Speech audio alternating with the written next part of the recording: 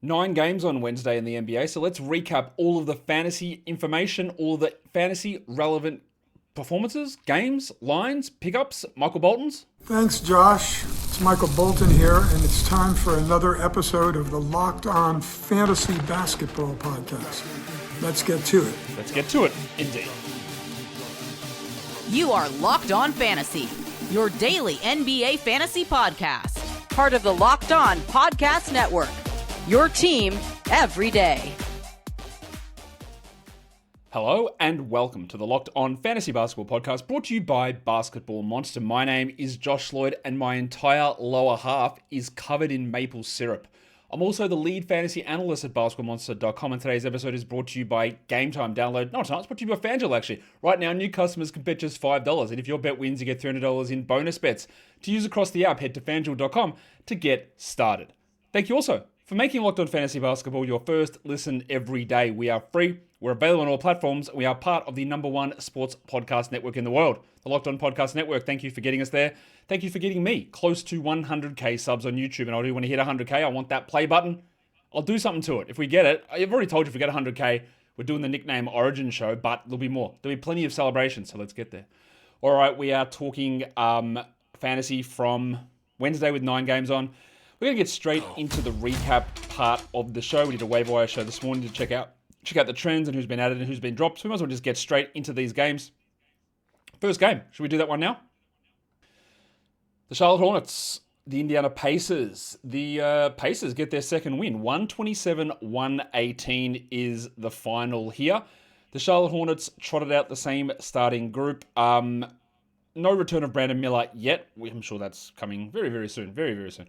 Conker Nipple, though, the big Areola, played 42 minutes and he continues his unbelievably good form. Now, I believe he is very good. I believe he has been the best rookie so far in the NBA. I don't know that he wins the Rookie of the Year, but I also believe that he is going to drop off somewhat. Not only because Brandon Miller comes back and will get usage, but also because he's shooting like the absolute lights out. 28, 8, and 7 with 5 threes, 55% shooting on 20 attempts. He took 20 attempts, same as Bridges, and 1 fewer shot than LaMelo Ball. That's pretty outrageous to think, especially because he wasn't a high usage player in college either. He has just been ridiculously good. Miles Bridges, 25, 5, and 2 with 2 blocks, while Ball must be on some sort of unspecified minutes limit. 27 minutes only. He didn't shoot well, 24%, but 18, 7 and 9, 2 steals, 2 threes. You would love if he played 35 minutes, but the line itself is okay. The centers minutes were basically split down the guts. We got 25 for the big Colk, Ryan Kalkbrenner, 10 and 9, while Musa Diabate had 8 and 12 with 3 assists. He also shot only 3 of 9, so it could have been a lot better. We are rostering Colk in all leagues, and I think we do roster Diabate in 150 deep leagues at this point with the way they're using the minutes. Colin Sexton had 11 points only. He didn't have a rebound. He had 5 assists. I'm very comfortable in dropping Colin Sexton. It's not going to get better when Brandon Miller returns. He probably needs both Miller and Ball to be out to have him as a 12-team guy, I would say. Get that garbage out of here! But of course, things can change at any point. But given the way the team looks, there's Knipple, there's Bridges, there's Ball, there will be Miller, and Sexton's an afterthought. And also remember that when they acquired Colin Sexton, they did not get Colin Sexton. They took Colin Sexton because the Jazz wanted Nurkic, and they received draft compensation to take Sexton back. They did not target him. They were given draft compensation. So he's not that highly in their plans, I don't think. The Indiana side of this, good for them for getting the victory, as they start to get some of their players back. We'll start with one of the guys that just came back lately, and that is Benedict Mathurin. Mathurin started out this game shooting unbelievably well. It did cool off, but in the end, the line is very good. And what he has done over the last 2 years in the games that he's played, he's been able to improve his rebound numbers, and he had 24 and 12 here. Now, he still lacks in assists and defensive stats. The other thing he's excellent at is getting to the line. 8 of 9 from the free throw line, and he shot 54% overall. He has been very good this season. He has been better than I expected with insane free throw volume. I do think that some of his efficiency stuff is going to pull back down, but for now, he looks great. It hasn't been great for Andrew Nembhard, and I was not massively in on him, so some of these struggles here are not gigantic surprises, because we have seen him without Halliburton. We have seen him struggle with so much efficiency throughout his regular season career, and it's the same thing again. He had 16 with 7 assists and shot 40% and then weirdly 60 from the line. I don't think you'd drop him or do anything silly like that, but I'm not like looking at him and go, yeah, I'm expecting way, way, way better things. The center situation continues to be frustrating. Isaiah Jackson was great last game, and then he had like 4 fouls early on and played only 16 minutes and was benched in the second half. But despite blocking, I think, 4 shots in his first 12 games, he blocked 4 shots here, and I believe nearly all of them came in the second half. He ended up with 2 points, but he had 4 blocks. Now, I think what we're going to see, and we've talked about this at length, is you're just going to see random centers moving in and out all the time. If you had Jackson and added him after his double-double in the last game, you'd be disappointed, but also you'd go, well, I got 4 rebounds and 4 blocks, so it's not a complete disaster. But the way that these things are happening, it's really hard to have any reliability on it. And that's sort of where I stand, especially with Jay Huff, who had a monster. 20 points, 4 threes, 3 blocks, 5 rebounds, 4 assists. That's a ridiculously good game. But who's to say that, like on the weekend, he doesn't play 13 minutes? Huff can do this. We have seen him do it. He also has some really bad on-court tendencies that limit him and get him benched very often. I don't really think there's any clear way to look at the Huff and Jackson and even Tony Bradley, who was starting two games ago, to look at this and go, I know what the pattern's going to be the rest of the season, because we don't. And Carlisle basically said the same thing after the game. I've told all the guys got to be flexible. Yeah, because you're going to jerk it around all year. And you're probably going to adjust the lineups too. So just with Huff, that's a great game, but there is a real risk of chasing in that, like you add him next game, Jackson plays 26 minutes, he plays 16 and does nothing. So while it's a very good game, and you might think that he overtakes Jackson, nothing to me feels secure there. They also made the change where Ben Shepherd started over the national title, Jarris Walker. Hello! Jarris had 9 points and he continues, or actually, no, he doesn't, because he shot well here for the first time ever. But he's just bad. Like, we don't need to roster him anywhere. And it was actually the first good game from Ben Shepherd. 15-4 with 2 steals, and I'm not ready to react to it. TJ McConnell put up an absolutely unbelievable game. 14, 6, and 8 with 2 threes. And you go, Josh, that's awesome. It is. Yeah, it is. He shot 100% and played under 15 minutes. This is where process, I think, comes in, because that's great. But if you play 14 minutes, you're just not doing this. You're not getting 8 assists in 14 minutes. You're not shooting 100%, and you're not scoring 14 points. You're not having 2 games worth of Jarris Walker in 14 minutes. That's just not a real thing to do. And his other games have not been good. So I'm more worried about the fact that he still only played 14 minutes. He can be a guy that stacks up numbers, but I'm probably going to need 23 of them. 23 minutes, of course, before I really lock in on that. So it was a good game, but a level of unsustainability there. Now it's time to get excited, because I get to talk about my favorite team, which represents my favorite country and my favorite group of people. The Toronto Raptors knocked off the Philadelphia 76ers as they've won 9 out of their last 10. 121-112 for Toronto. They were able to roll out the same starting lineup. Let's start with the big man in the middle. The guy that many people were claiming was washed, a dreadful pick, an absolute disaster, that I'd hoodwinked them and told them that he was a sleeper, and I forced them to draft him. Jakob Poeltl played 33 minutes. He had 19 and 8 with 4 assists, 1 steal, 1 block on 80% shooting from the field, as he is absolutely rolling. I don't know that he holds this level. His shooting efficiency is way up, but what he's encouraging is he's playing 1,000,000 minutes.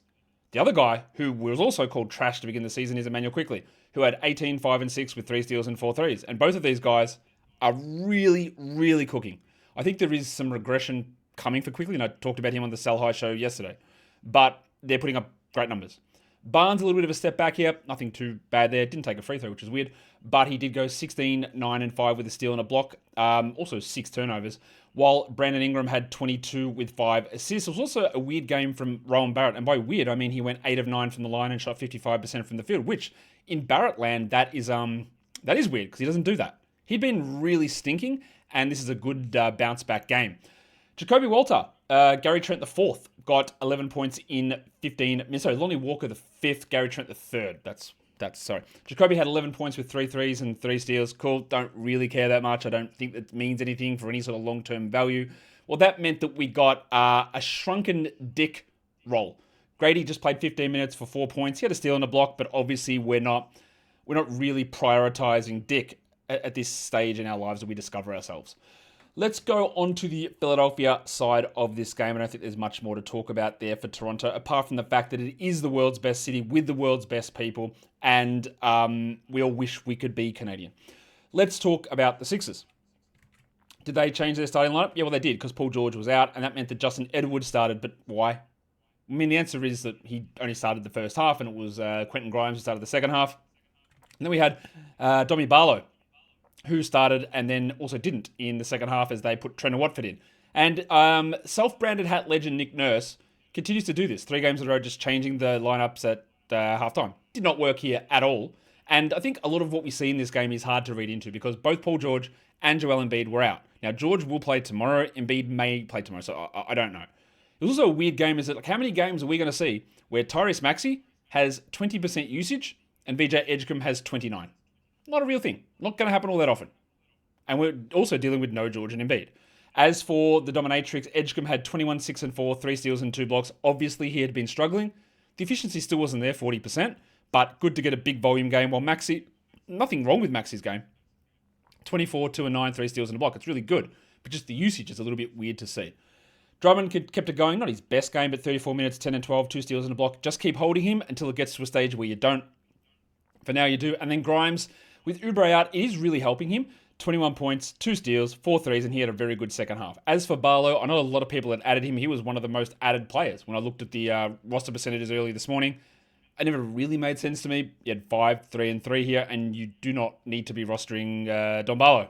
Get that garbage out of here. Edwards had 8 points. Watford did nothing, and Jabari Walker did nothing. We also got the first bucket of the season for Jared McCain. And again, I'm very certain that you guys understand that you don't roster McCain in 130 or 150 or 175 player deep leagues. There is no role for him unless someone else gets injured in that backcourt. There's no opportunity. He's still not right from his injury. At least a shot went in, but that's really where we're at with him at this point. We're going to come back and talk about the other 7 games. Today's episode, though, it is brought to you by Quo. Quo. It's something that every business owner needs to know about. Or it's something you might, even as a business owner, you know this problem too well. It's missed calls. When a customer calls you and you can't answer it, you can't get to the phone, well, that's money. It's gone. It's floating off. Quo, Q-U-O is the spelling, is the smarter way to run your business communication so you never miss an opportunity. Quo is the #1 business phone system built for 2025 and 26. Doesn't just end in 25. Built for 2026 as well, but not 1995. It's simple, it's modern, it's designed to help you communicate faster, look more professional, and stay connected whenever and wherever you are working. Quo works on an app from your phone or your desktop/laptop. No devices, no extra devices, no clunky landlines, nothing like that. Plus, your whole team can share one number, get into the shared inbox feature as well, and there's AI in there, which can help you answer calls when you are off the clock so you never miss one of those leads. Try Quo for free at quo.com/LockedOnNBA. That is QUO.com/LockedOnNBA. And yes, you can even keep your existing number. Quo. No missed calls, no missed customers. Today's episode is also brought to you by Rugiet. Making excuses doesn't solve anything. It might just help absolve you of how you're feeling, but that's not the point. We want solutions. No point saying, oh, I'm stressed, I'm tired, it happens to everyone. Like, figure the problem out. Get the support you need, and that's your body needs that support. It just happens. It happens, and you can get that support for your body. Rugiet helps with that. Rugiet.com offers fast-acting, doctor-prescribed treatments for ED, designed to help you stop making excuses and start making moves. Rugiet makes it easy to get started. You just connect with a board-certified doctor, 100% online, no awkward waiting rooms, no in-person appointments. And if you get the medication prescribed, your treatments will get discreetly shipped to your door in a discreet package. Confidence, connection, and getting back to the moments that matter is what Rugiet is all about. So visit rugiet.com/LockedOnNBA to get 15% off your first order. That is rugiet.com/LockedOnNBA. And don't forget to use the code LockedOnNBA so that they know that we sent you. Rugiet, stop making excuses and start making moves. All right, we're back in business here to recap the action from Wednesday in the NBA. It's Thursday here. The Wednesday in the NBA with 9 games. On quick reminder, the Sleeper app sucks and don't use it. Should we move into the next one? Let's talk about this game. It is the Houston Rockets and the Cleveland Cavaliers. The Rockets win at 114-104, and we had a change to the starting lineup for Houston, and it wasn't the one that I guess many of you hoped. It was Steven Adams back in for the big lineup, which we haven't seen for a while, and Josh Okogie going to the bench. I'm going to guess part of that is matchup based against the Cavs, but who knows with Udoka, who, again, we'll start with this, he just is not committed to playing Reed Shepherd. I think that's relatively clear. Shepherd, who's been playing well in the minutes that he's out there, played 23 minutes. He had 12 points, he had 2 threes, he had 1 steal, he had 1 block. These numbers are great. He is still rosterable in 12-team leagues, 150 deep leagues. He is still rosterable. Bro is like a top 70 player in 25 minutes over the last 2 weeks. But I think if we're sitting here going, wow, we got a top 40 guy if he plays 30 minutes, I don't think it's happening. Because we actually got Aaron Holiday getting minutes over him in this one. Not over him, but he played 19. Holiday with 18 points and 3 threes. He got hot, and Holiday is in the rotation for whatever reason, replacing Tari Eason. So I don't think you're getting any situation here, unless there are some injuries to the starters, where Shepherd is going to start next to Amen Thompson. If you're going to just rotate between non-shooters in Adams and Okogie, then I look, maybe it changes next game. But nothing so far has told me that Udoka's just on the precipice of fulfilling our Reed fantasies. Alperen Şengün, the delicate dancer, he's playing a lot of minutes. I was somewhat worried about how the minutes would go this season with Adams, with Capella, with Şengün, with Durant, with Smith, with Eason, how they would get, or would Şengün be the scapegoat for Udoka? And no, he has not been. And that is huge. I love that happened. I was skeptical. He is cooking. 28, 11, and 7 with a steal and a block. Well, the men played 40 minutes. And I know there are still people that are down on Amen, but I do want to be really clear with Amen Thompson.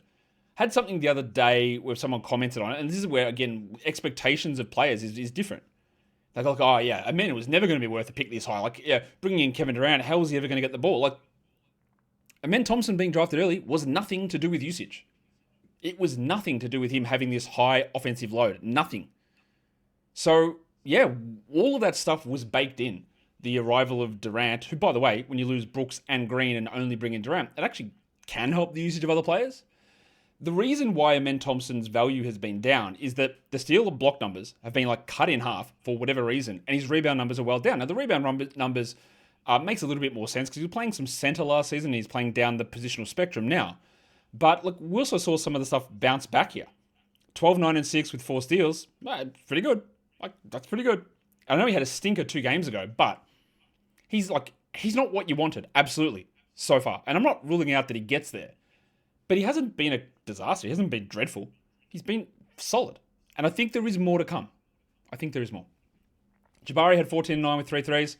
Only 31 minutes. And this is where we continue to go. I have to be clear because, again, sometimes there can be misconstruations, which is not a real word, but people can misconstrue things that I say. I don't think that you need to drop Jabari Smith. I think that if you did, you'd probably be okay, but I don't think you have to. The worry that I have here is that these other starters play 40 minutes. He plays 30. And like the numbers are like they're fine, but he's outside the top 120 over the last 2 weeks. Is that something you really want to plant your flag in when things are trending downwards? Adams played 28 minutes. He had 11 rebounds. He's absolutely not like what I looked at his roster, 33% rostered on Basketball Monsters advanced numbers. What are we doing? Why? That is way too high. That's like, well, yeah, it makes no sense. You do not roster Adams in 150 deep leagues, maybe not even 175.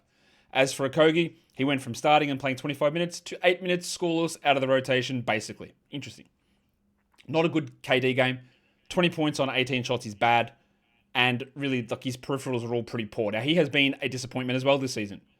He's still Kevin Durant. I still think he's going to get better than this, but the lack of some of his rebounding numbers and that is somewhat concerning. Let's talk about the Cleveland side of this. Still no Darius Garland, of course. Still no Jalen Tyson. And then we had no Sam Merrill. So we did get a bit of a weird change to the starting lineup with the guy that's been playing quite a bit of power forward, Naquan Tomlin, starting. So, okay, the Rockets went big and the Cavs went bigger. Tomlin, again, who is a 4, played at the 3 next to Mobley and Allen. I think that was pretty weird coaching from Kenny Atkinson. As for Tomlin, who'd been playing pretty well as a backup, had 20 minutes for 10 points. He took 10 shots in 20 minutes, which is, some may say, a little too high, but they're clearly banged up with some of these guys at the moment. You don't roster Tomlin.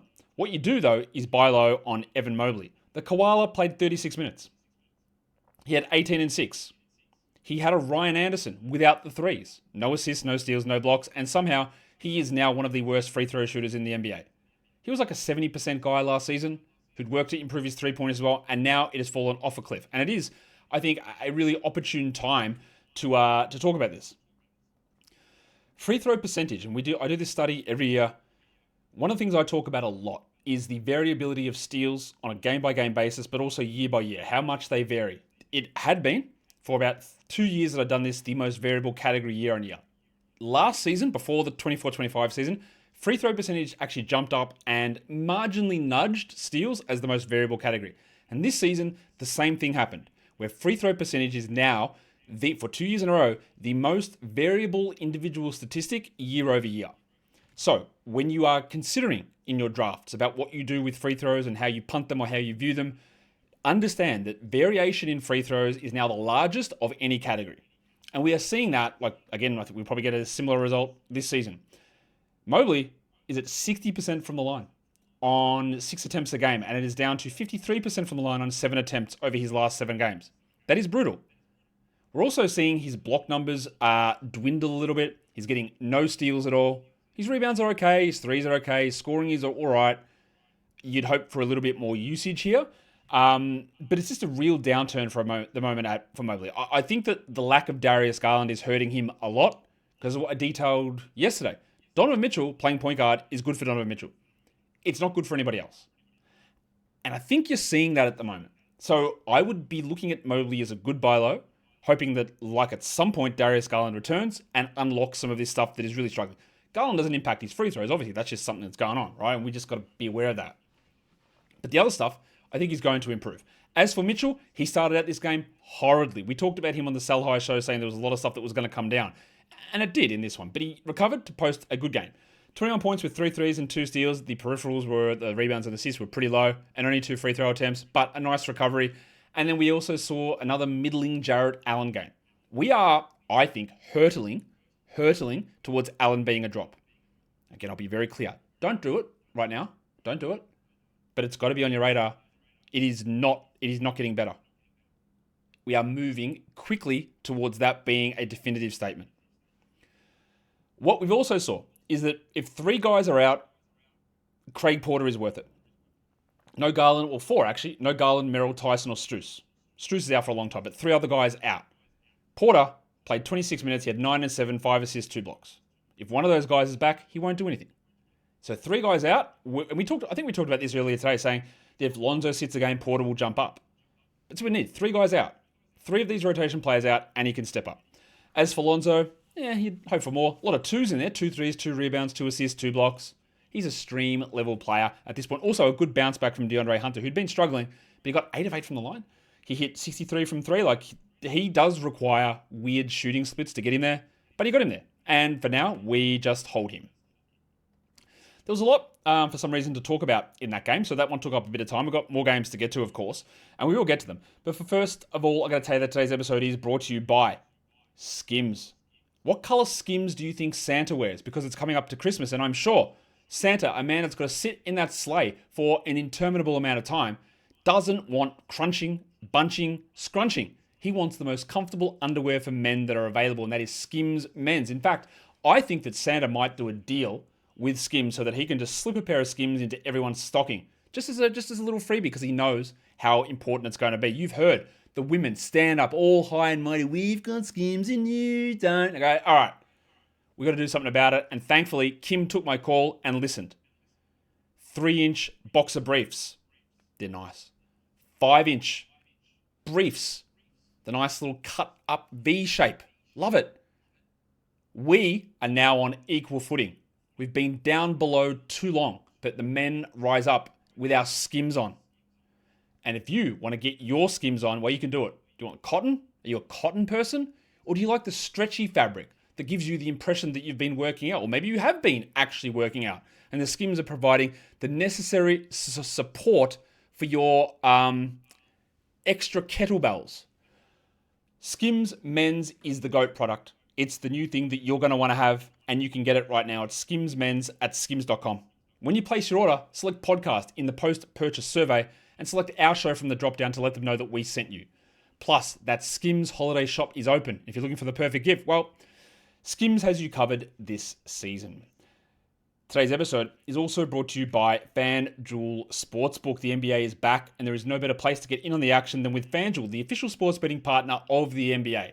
Even if you miss the start of a game, or you want to get in and ride a hot hand, FanDuel has live bets from everything. Who will score next? Or you want to place a bet on a fourth quarter comeback, you can do it. Plus, you can combine your live bets with FanDuel into a same-game parlay, which increases your payouts.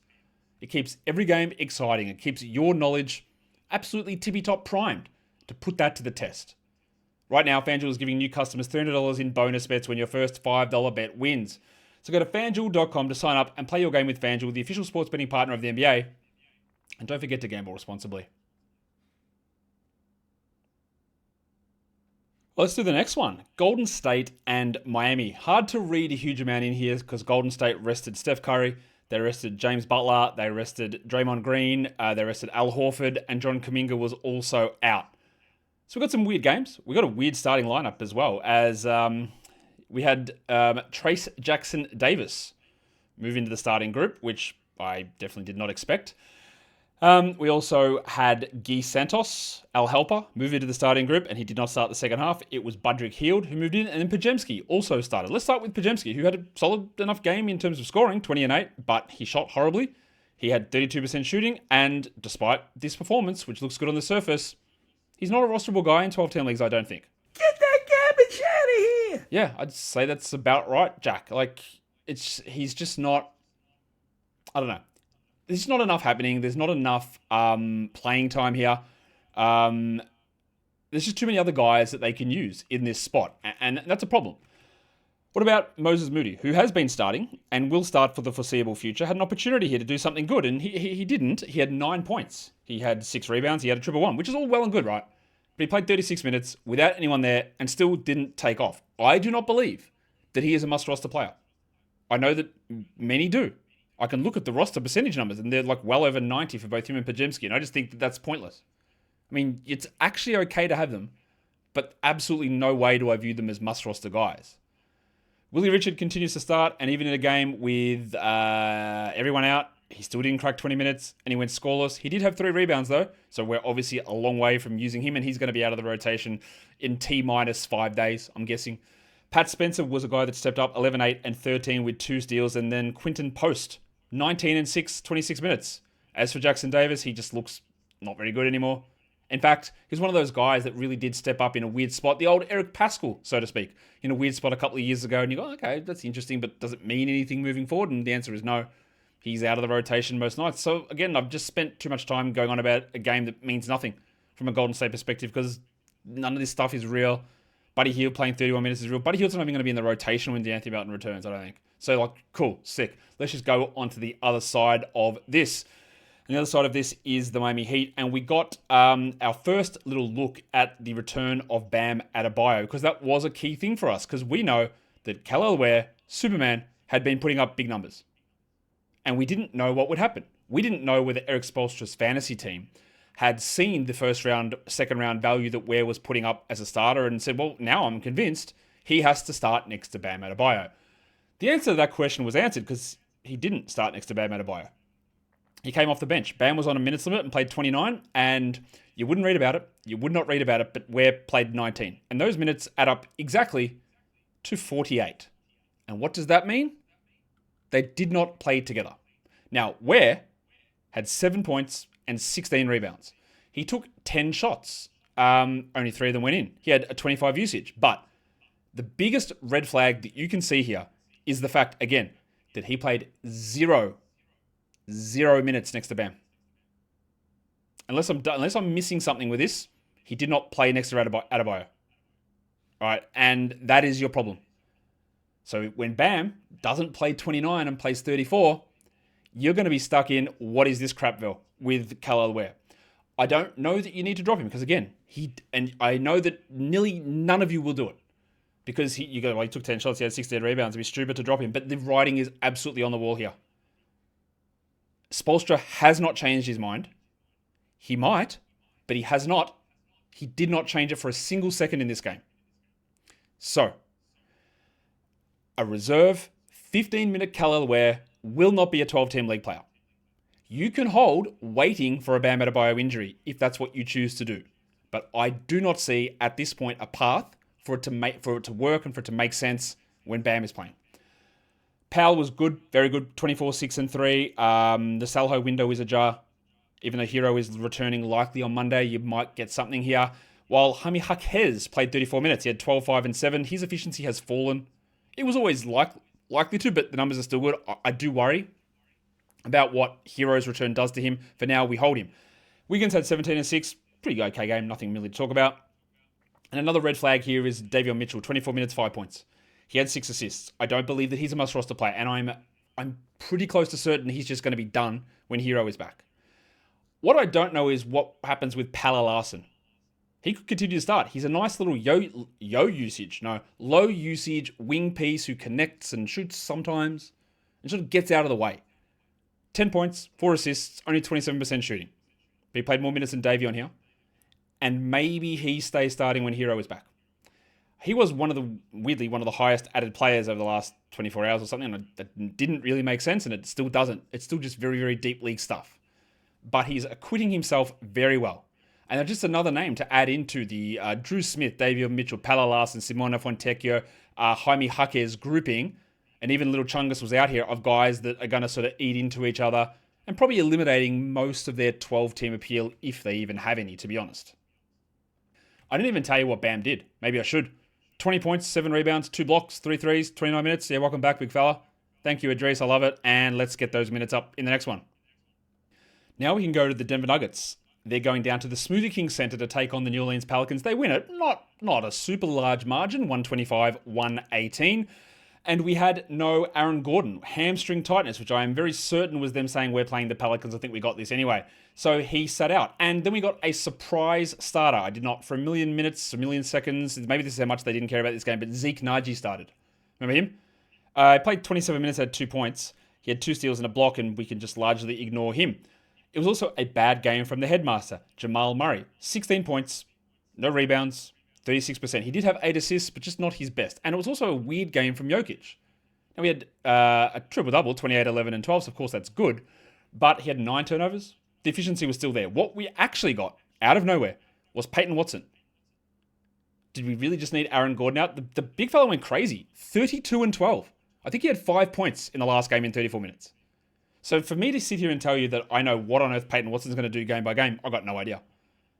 But that is a huge, huge, huge performance. And last game he had, 3 blocks and 1 steal? In this game he had 1 steal and decided to do offense. I have more faith in his defense and his offense, but I never really thought we were talking about a game where Peyton Watson takes more shots than Nikola Jokic. That's what happened. And he shot 68%. So if you added Watson, congratulations, you got an absolute banger here. We also want to check on what Cam Johnson's doing. Because last game, again, the minutes were up. And there was a lot of talk that Christian Brown being out meant that he was able to get everything back. But one thing I did focus on was his usage didn't really change. And guess what? 14% again.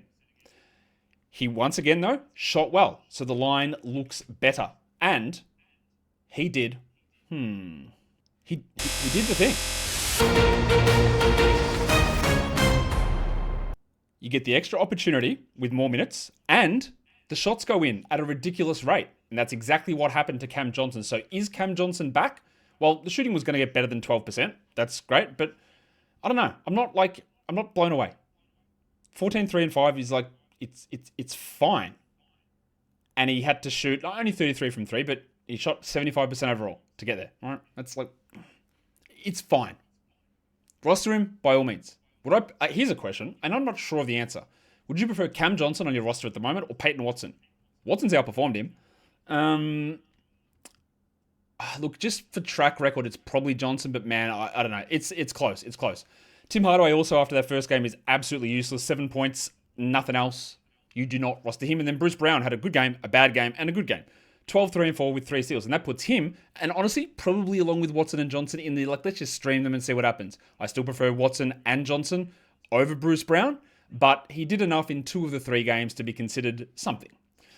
On the Pelicans side of the ledger, we've got to start with the return of Zion Williamson because I didn't know what would happen here.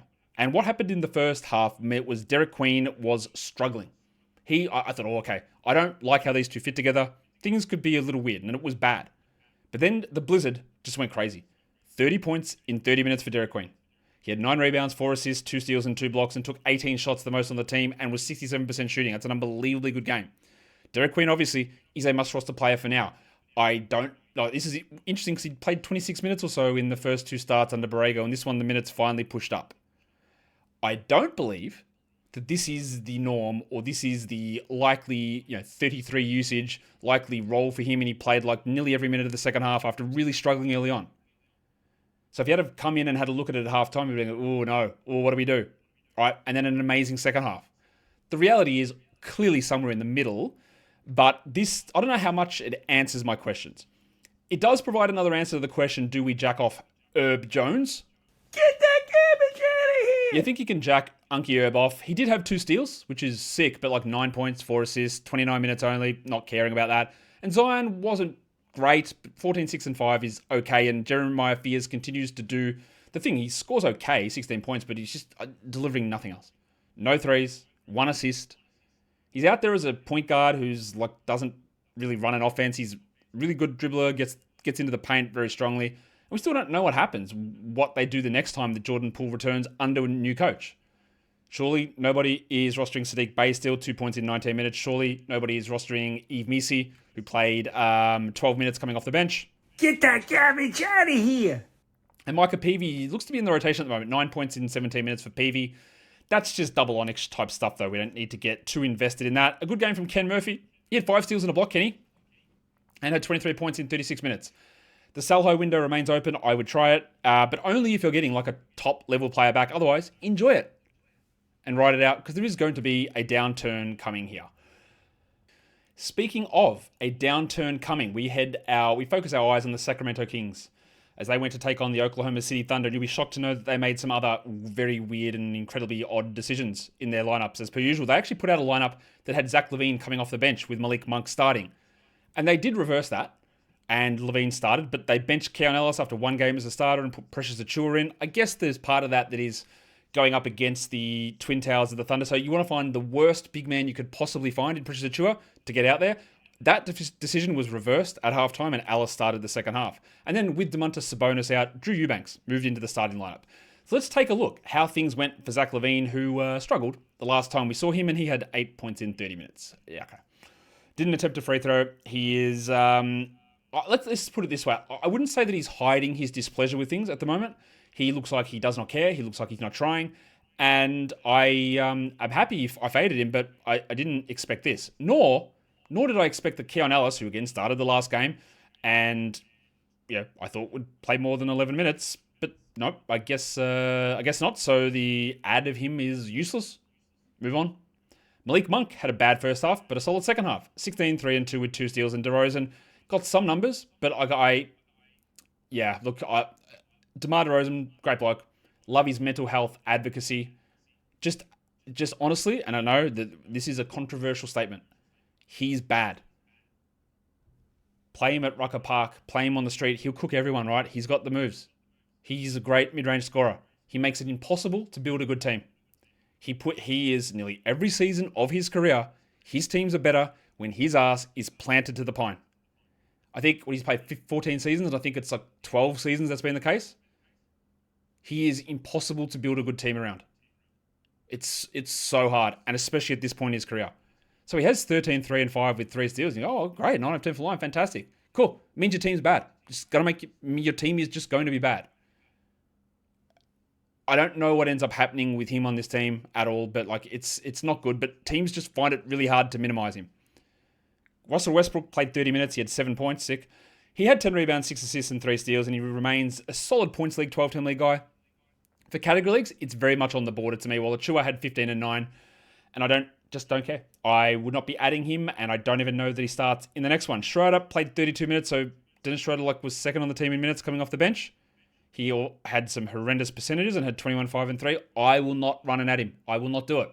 I don't trust their rotations or Dennis Schroeder as a player. Although, Schroeder coming off the bench has been much better than him starting. What do you do with LaVine? We can't really do anything, can you? You're not dropping him. You're not selling him because it's the worst time to do it. You just got to hope that something clicks. And LaVine can be a good block. He's a lot easier to build around than what DeMar DeRozan is. But you can't put those guys together. It does not work. Very clearly, it does not work. And I'll be intrigued to see what sort of idiocy Doug Christie and this team goes through for the game tomorrow that they play. We'll see. We will see exactly how that plays out. All right, what is the next game? Oh, not the next game, sorry. The Thunder. We're going to look at the Thunder side of this one. And, of course, they win. Easy enough. Same lineup for them, although they did change the starting group in the second half with Alex Caruso, the Rabbit Hunter, moving in for Isaiah Hartenstein. Hartenstein had 4 and 12 with 2 blocks. His numbers have dropped from that really hot start. That's okay. Chet had 21 and 6 with 3 blocks. Shea had 33 and 8 with 2 steals. And AJ Mitchell, 29 minutes off the bench. Another high steal game, 2 steals and a block. He had 13, 3 and 6. But the looming specter here is Jalen Williams returning eventually, I guess. Maybe. Who knows? And then Aaron Wiggins playing. And then what does that mean for Mitchell? Where is the playing time? Now, maybe there's a bailout again because Cason Wallace hurt his leg towards the end of the game and never returned. Wallace, the Hong Kong mattress, had 12 points. He had 1 steal.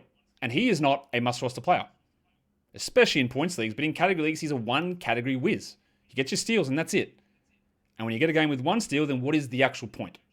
Isaiah Joe, also not close to a 12-team league guy. He's like Rui Hachimura maxing here, being rostered in like 50% of leagues. Like, why? 7 points, 1 3. It makes no sense. And if Isaiah Joe is in your 12-team roster and gumming it up, just do something different. You can find something different to do that makes a lot more sense than rostering him, I am sure. Now we can go on to the Washington Wizards and the Minnesota Timberwolves. There was no Alex Sarr in this game, so Marvin Bagley started at center. Bagley's had a pretty good season as a backup center, and if you streamed him in, you'd be pretty happy. Because not often you get Marvin Bagley getting defensive stats. He had 13 and 7 with 3 steals and a block. Kyshawn George played 37 minutes.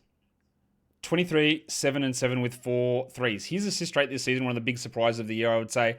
We thought he'd be pretty good. He was a nice, solid 9th or 10th round target, but he's been way better than that. And then Bilal Coulibaly had an okay game. 13, 4 and 4. He added 2 blocks. He needed 83% shooting to get there. To me, he is more of a fringe 12-team guy with defensive stats as his main thing and anything else you get as a bonus. This game is fine. 20 minutes for Whitmore, 13 and 6, like still just deeper league stuff. While Trey Johnson, at the moment, he looks really disappointing. Get that garbage out of here! And the thing is that the things that he is doing are the things that were there in college. Like, you can score, but like, what else? And that's really translating across. The CJ McCollum roller coaster, at this point, I almost just rather be off it. Like, okay, 14, 5 and 4 is like, it's fine, but I don't believe you're playing end of the season. I don't believe that you're going to give me regular top 100 numbers. I have to hold, but man, it's rough. And then Middleton had a solid game. And Middleton started out the season with 1 really good game, a string of terrible ones, and his last couple have been better.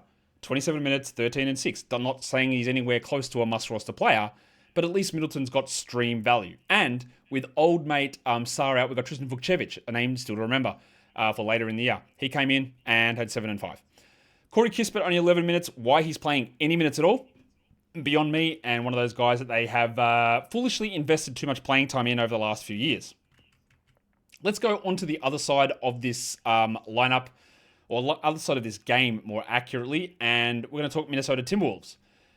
They were without Jaden McDaniels, who had played in like a lot of games in a row. So I hadn't missed a game in a while, and of course the Iron Man was out of this game, so Mike Conley was the surprise starter. Conley had 10 and 6. He only shot 25%, and his field goals, I think, are just going to be consistently bad all for the rest of his career. But when he does start, there's just a little bit of stuff that happens that is streamable. I would have to put Anthony Edwards very clearly on the buy low list. He is not doing anything good at the moment. 18 points on 30% shooting. His assist numbers are well down. He hit 1 3. He did have 2 steals and a block, but it is bad. If you took him at pick 5 or pick 6, which I saw in many spots, and I probably was guilty of doing it. I was, actually. It's been horrid. I believe he'll be better than this, but I don't know if there's lingering effects from the hamstring. Maybe not. I don't know. But it just is bad. Naz Reid, on the other hand, absolutely cooking. 28 points, 5 threes, 2 steals, and a block. He is, after a terrible start to the season, dominating. And the double royal also. Like, this is controversial. I think that at the moment, you'd be hard-pressed to make an argument that Randall has not been this team's best player. He is not their best player. I don't think he will be their best player. But so far, I would say he has been their best player. 32, 10, and 6 for Randall. Bad free throws, good field goals. While the big Ragu, Dante DiVincenzo, had 12, 5, and 6. And Gobert, Rudy, Rudy Gobert, Rudy Gobert, Rudy Gobert. Rudy Gobert. Rudy Gobert. In his 36 minutes, he had 9 points, he had 15 boards, he had 1 block. He's obviously not the same guy that he used to be, but after a bit of a struggle to begin the season, he's looking a lot more comfortable in his role. Not much else going on in this game. Obviously, we don't expect that McDaniels is out long term, and then that'll impact what happens to him and what it impacts to the other guys on the bench and any of that stuff. But in the end, they handled what should have been an easy victory relatively easily. All right, so 2 games to go. The Knicks and the Mavs. So lost this game. The Knicks get it 113-111. Jalen Brunson was back, so that meant that Juice McBride moved to the bench. Now, does that mean that Juice McBride is a drop? Yeah. 22 minutes, 11 points, 3 threes, and 2 blocks. So the line's not terrible, but you don't need to hold a 22-minute Juice McBride. Get that garbage out of here! Landry Shamet continued to start with OG Anunoby out, and this is what he is, right? 9 points with 2 threes. He's absolutely not a must. He is streamable, while Clarkson had 8 points in 20 minutes. It was also a really bad Mitch Robinson game. 1 of 6 from the line. He had his 8 rebounds. He is nowhere close to a must-roster player. Josh Hart's minutes, around the 30 mark, 16, 10, and 5. This is a real good opportunity for him, and he continues to play well, as does Bridges, who had 16, 5, and 6. Towns did his thing, and Brunson played 35 minutes in his return, 28 points and 5 assists. Not much else on the Knicks side, so we can go across now to the Mavericks side of this game. And there was an interesting situation here because Cooper Flagg was out with an illness. Obviously, we had Anthony Davis still out, but they also made the change where Derek Lively started. I didn't think they would do that. Lively had 10 boards, he had 3 blocks, and he played 18 minutes. I don't think that Lively's a must-roster player. Gafford, though, this hurts him. Now, his minutes were still fine, 25 minutes, 7 and 8 with a block, but the fact that he's already benched and then Davis is going to return means that I believe he will be marginalized to a situation where he is droppable. I thought that they would start Najee Marshall. They did not. They started Klay Thompson, who had 13 points, but it didn't really matter because Najee took up the slack from Cooper Flagg being out. 34 minutes, 23 and 5 with 3 threes. He seems to be streamable when one of PJ or Flagg is out. You could look at D'Lo's game and go, wow, 23, 5 and 7 with 4 threes. I don't care. Part of the reason he did this is Brandon Williams got some really early fouls and got yanked off by Jason Kidd. Giggity. I'm not going to chase D'Angelo Russell. Just look at the recent performances of both these players. Williams gets preferred 80% of the time. Now, Williams only had 9, 2, and 4. I am rostering him, and he shot 18%. Terrible. D'Lo has been bad, and this was a good game, but I'm not going to chase it. And it was an okay game from Christie, but I just do not think you need to hold Max Christie. You can, but you don't have to. 15 and 7 for Christie with a steal. Not much else there. PJ really struggled, but you know him. He's a Gattuso legend. 8% shooting. 8. Single digit. 8. 6 points, 9 rebounds, 4 assists, and 3 steals for Mr. Washington. Now we can do the final game of the day, where the Bulls just get the win, 122-121. They had a decent lead over the Blazers, but they get the victory in the end. And I told you Nikola Vucevic was a buy low. 27 and 8 with 5 threes, steal and a block, and his shots went in. He hit his threes at a really high rate. He is going to hover, I think, as a mid-round player, but this was a nice bounce back after a couple of weeks of pretty poor performances. Kobe White is absolutely cooking at the moment. 25 points, 5 threes, 7 assists, and 2 steals. His minutes restriction was lifted to 27 in this one. I don't imagine it's going to be too long until he's back getting big numbers. And what we had in this one is a worrying downturn from Josh Giddey. He took only 9 shots. He still had 5 rebounds, 13 assists, a steal, and a block, but with Vooch and White dominating the shot attempts, Giddey was sort of left out. I don't think that that's like a long-term problem that's going to continue to happen, but it's obviously something that did happen. Matas Buzelis got early foul trouble, and then he got Billy Donovan. The numbers, again, if you just ignore the minutes, 11, 5, and 4 with 2 blocks, they're fine. But he played under 19 minutes. So you want a little bit more. Now, he is very much prone to committing a mistake and then getting benched. Donovan just does that with him. But again, even though things are not going to plan for Buzelis, he's still producing at a pretty high level. Isaac Okoro didn't do anything. Kevin Huerter, you don't need to roster him with Kobe White back. Dosunmu had 14 in 23 minutes, and he had been a pretty popular rosterable guy as well. You just don't need to do it. Get that garbage out of here! That can go for Trey Jones as well. There's just not enough for these guys to do with these players back.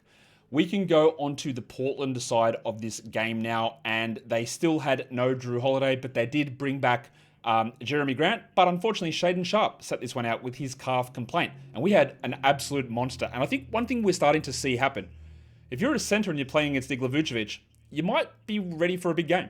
17 and 21 for Donovan Clingan with 2 blocks. Absolutely fantastic. Now, he's obviously not been anywhere close to that at any point this season, but that is a huge game.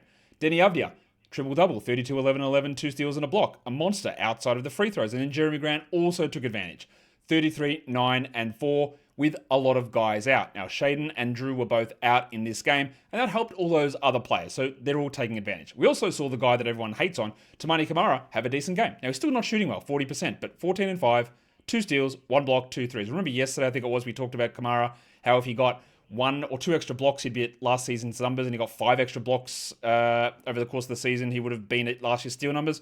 We got 2 steals and a block here. He hit 2 threes, he had 14 points, and I think at least it should soothe some of the concerns, understanding he still has plenty of opportunities to shoot better than this. Sidi Sissoko got a start. He had 5 and 6, but don't worry too much about him. And then Chris Murray played 35 off the bench. But again, a lot of this stuff is not really replicable because no Shaden, no Drew. Caleb Love got a lot of minutes, 18 of them, and shot 8%. He did the PJ Washington. 5 points with a steal. He's only really having any level of relevance because those players are out. And again, there's not much that is replicable with that sort of thing. Now, I am in a massive time crunch at the moment, so we're not actually going to do the lines of the night because I do need to get out of here and just have to squeeze those last games in. What you can do in the meantime is subscribe, thumb it up, leave your comments down below. Guys, I am out and we are done here. Sleeper sucks.